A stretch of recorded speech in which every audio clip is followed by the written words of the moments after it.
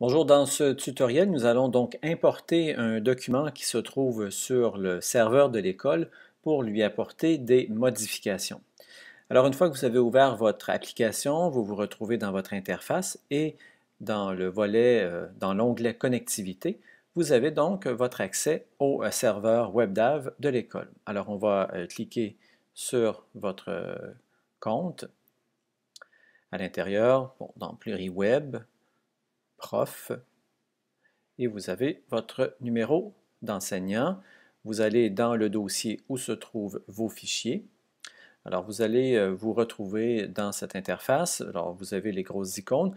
En passant, si vous allez dans l'onglet tout juste dans le menu de gauche, vous avez, on peut naviguer sous forme de vignette et vous pouvez naviguer en mode liste également.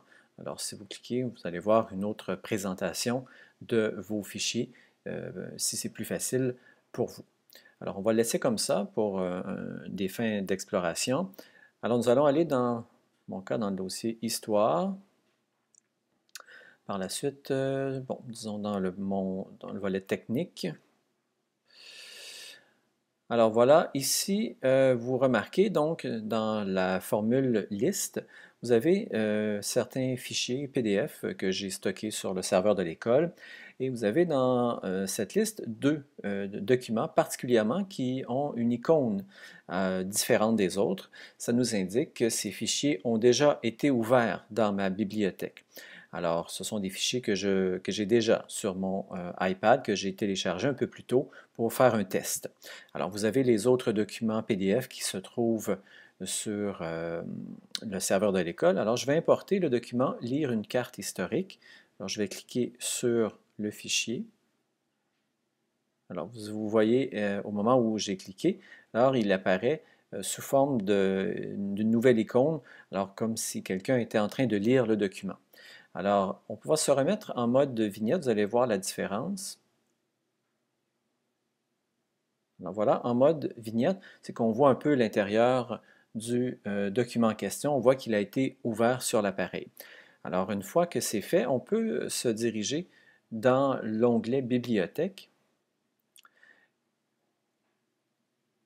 Et là, dans Bibliothèque, vous avez dans le menu supérieur, alors le déploiement du dossier dans lequel se trouve votre fichier sur le réseau.